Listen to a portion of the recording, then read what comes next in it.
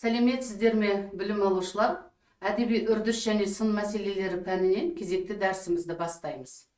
Бүгінгі дәрісіміздің тақырыбы қазақ тарихи романының жанрлық табиғаты мен поэтикалық жүйесі. Дәрістің мақсаты қазақ тарихи романдарының жанрлық табиғатын айқындау, тарихи романдардың поэтикалық жүйесіне баға беру. Дәрістің міндеті әдеби туындының ішкі сыртқы аспектілерін саралауға, түрлі қырынан талдай білуге қалыптастыру. Қазақ тарихи романдарындағы тарихи дерек пен көркемдік қиял арақатынасына баға беруге үйрету. Тарихи роман түрлерімен танысу, тақырыптық тұрғыдан жүйелеуге дағдыландыру. Бүгінгі дәрісіміздің жоспарында роман жанрының теориялық типологиялық табиғатына шолу жасаймыз. Қазақ тарихи романының қалыптасуы мен жанрлық эволюциясы, тарихи романның поэтикалық жіктелуі және көркемдік модельдері, тарихи романдардағы ұлттық идея мен тарихи жад, тарихи дерек пен көркемдік қиялдың эстетикалық синтезі. Роман жанрының теориялық типологиялық табиғатына шолу жасасақ, роман сюжеттік құрылымы күрделі, көп желілі, кең тынысты, кейіпкер бейнесін ол өмір сүрген уақыт пен кеңістікті тұтас қамтитын көлемді эпикалық шығарма. Ол адам мен қоғамның өзара байланысын, тарихи және рухани дамуын кең көркемдік аяда бейнелейді. Әдебиеттану ғылымында роман синтетикалық жанр ретінде қарастырылады. Өйткені ол эпос, драма және лирика элементтерін тоғыстыра отырып, өмір шындығын философиялық тұрғыдан пайымдауға бағытталады. Тарихи роман белгілі бір тарихи оқиғаға байланысты туған шығарма. Тарихи шығармаларда оқиғаның дәлдігі сақтала бермейді, әр кезеңнің тарихи, әлеуметтік, қоғамдық, саяси бет-бедері көркемдік тұрғыдан қорытылып бейнеленеді. Роман жанрының басты белгісі заман тынысын, әлеуметтік үдерістегі тұлғаның рухани эволюциясын кең панорамалық сипатта көрсетуінде. Оның құрылымы хронологиялық тұрғыдан уақытпен шектеліп, авторлық баяндау мен кейіпкер санасының диалогына негізделеді. Осы тұрғыдан роман поэтикасы қоғам мен жеке тұлғаның тарихи тағдырының көркем моделі болып табылады. Қазақ романының қалыптасуы мен даму үдерісі ұлттық әдебиеттегі тарихи сананың, көркем нарративтің және дүниетанымдық парадигманың жаңғыруымен тығыз сабақтас. Тарихи роман тек өткен дәуір оқиғаларын бейнелеу емес, тарихи мәдени жадыны көркемдік рефлексия арқылы қайта құруға бағытталған поэтикалық құрылым. Бұл жанр қазақ әдебиетінде тарихи факті мен көркем қиялдың мифопоэтикалық моделі мен реалистік баяндаудың синтезі ретінде қалыптасады. Романның басты сипаттары өмір құбылыстарын кеңістік пен уақыт аясында жан-жақты қамту, кейіпкерлер жүйесінің көптігі және олардың тағдырлық байланыстары, жеке тұлғаның рухани әлемін психологиялық толғаныстарын терең ашу, қоғамдық қатынастар мен әлеуметтік өзгерістерді бейнелеу, күрделі сюжеттік композициялық құрылымнан тұрады. Қазақ әдебиетінде роман жанрының дамуы 19 ғасырдың соңы мен 20 ғасырдың басындағы ұлттық ояну дәуірімен тығыз байланысты. Бұл кезеңде халықтың тарихи тағдыры, әлеуметтік теңсіздік, ұлттық сана мен азаттық идеясы қазақ романына арқау болды. Ал тарихи роман осы көркемдік дәстүрдің жалғасы ретінде ұлттық болмысты тарихи арқылы пайымдауға бағытталды. Қазақ тарихи романының қалыптасуы мен жанрлық эволюциясына талдау жасасақ, қазақ тарихи романдарының пайда болуын 20 ғасырдың алғашқы жартысында ұлттық әдебиеттің тарихи сананы қалыптастыруға бағытталған көркемдік ізденістерімен байланысты қарастырамыз. Қазақ тарихи романының поэтикалық бастаулары фольклорлық эпос пен шежірелік нарратив дәстүрінен тамыр тартады.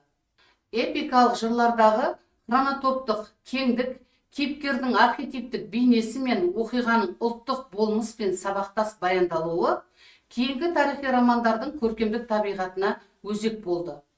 Осы тұрғыдан алғанда, тарихи роман жанрына фольклорлық дәстүрдің эпикалық кодтарын сақтай отырып, жаңа әдеби формада көрініс тапқан неофольклорлық феномен деп баға беруге болады.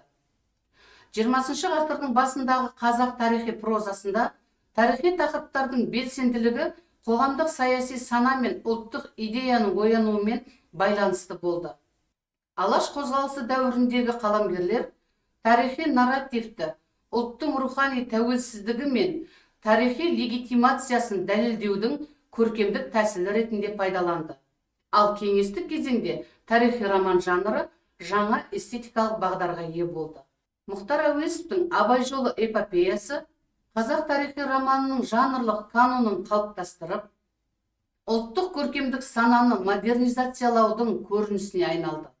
Бұл шығармада биографиялық нарратив пен тарихи реконструкция көркемдік тұтастықта бірігіп, тарихи тұлғаның архетиптік, философиялық және әлеуметтік болмысын жаңа деңгейде ашты. Ал 20 ғасырдың екінші жартысында Ілияс Есенберлиннің Көшпенділер трилогиясы тарихи фактіні көркем концепт деңгейіне көтеріп, ұлттық тарихи дискурсқа мифопоэтикалық, саяси және өркениеттік өлшемдер қосты.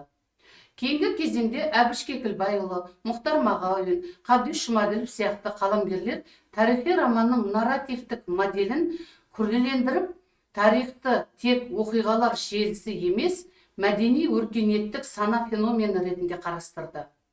Олардың шығармаларында тарихты көркем интерпретациялау, ұлттық менталитеттің аксиологиялық жүйесін, рухани кодын, этнофилософиялық тұтастығын бейнелеудің басты құралына айналды.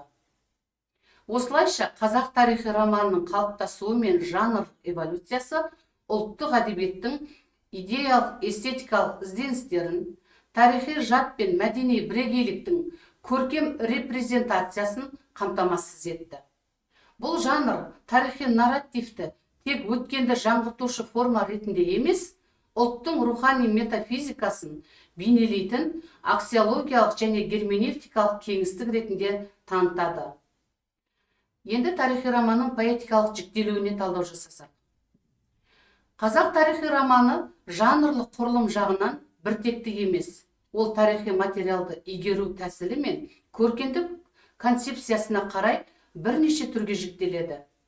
Біріншіден, деректі тарихи романдар нақты тарихи оқиғалар мен тұлғаларды дерекке сүйене отырып бейнелейтін шығармалар.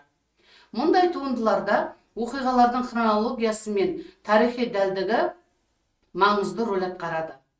Екіншіден, философиялық көркем тарихи романдар тарихты адам тағдыры мен уақыт философиясы тұрғысынан түсіндіреді. Үшіншіден, мифопоэтикалық немесе символикалық тарихи романдар. Бұлар өткен тарихты мифтік сана мен архетиптік бейнелеу арқылы көрсетеді. Мұнда тарихи уақыт көркем сана кеңістігімен астасып, тарихтан гөрі рух пен мәдени жадының терең қабаттары бейнеленеді. Осы жанрлық үлгілердің барлығы тарихи шындықты тек баяндап қана қоймай, оны рухани эстетикалық интерпретация объектісіне айналдырады. Мұның өзі тарихи романның қазақ әдебиетіндегі көркемдік мүмкіндігін кеңейтті. Қазақ тарихи романдарындағы ұлттық идея және тарихи жад концепциясына тоқталсақ. Тарихи романның негізгі көркемдік мазмұнын анықтайтын басты ұғымдардың бірі ұлттық идея мен тарихи жад. Ұлттық идея көркем туындының рухани өзегі, халықтың тарихи тағдыры мен мәдени мұратын біріктіретін концептуалдық категория. Қазақ тарихи романдарында ұлттық идея көбіне тәуелсіздік, еркіндік, ел бірлігі және рухани тұтастық ұғымдарымен сабақтас. Ал тарихи жад ұғымы арқылы авторлар өткен дәуір мен қазіргі заман арасындағы сабақтастықты, ұлттың мәдени кодын және тарихи өзіндік санасын бейнелейді. Мұндай көркемдік тәсіл ұлттық тарихи тәжірибені эстетикалық модельге айналдырып, тарихи танымды халықтың рухани бірегейлігі ретінде сұнады. Демек, тарихи роман ұлттың өзін тануы мен өткенін қайта пайымдауының көркем формасы. Келесі, тарихи дерек пен көркем қиялдың эстетикалық синтезі. Тарихи романдардағы басты көркемдік заңдылықтың бірі тарихи дерек пен көркем қиялдың өзара байланысы болып табылады. Дерек шығарманың нақты тарихи негізін айқындайтын фактологиялық тірек болса, көркем қиял сол деректі эстетикалық мәнге көтеретін рухани тетік. Қазақ жазушылары тарихи материалды бейнелеуде деректік дәлдік пен көркемдік еркіндіктің теңгерімін ұстауға ұмтылған. Мысалы, кейбір тарихи романдар тарихи хроникаға сүйене отырып, оны көркемдік кейіпкерлер жүйесі арқылы романтикалық рухта қайта жандандырса, келесі бір тарихи романдарда тарихи оқиғаны философиялық пайым деңгейіне көтеріп, деректі символдық және архетиптік бейнелермен ұштастырады. Яғни, әр қаламгердің тарихи оқиғаны өз туындыларына арқау етуде жазушылық шеберлігіне де байланысты. Тарихи дерек көркем шығармада ақпараттық қызметтен бөлек эстетикалық және идеялық мазмұн тудырушы факторға айналады. Ол шығарманың баяндау жүйесін шынайы етіп қана қоймай, оқырманды тарих пен бүгіннің, шындық пен қиялдың шекарасында ойлануға жетелейді. Сонымен, қазақ тарихи романы ұлттық әдебиеттің көркемдік эволюциясын, тарихи жад пен ұлттық идеяны бейнелеудегі ең маңызды жанрлардың бірі болып табылады.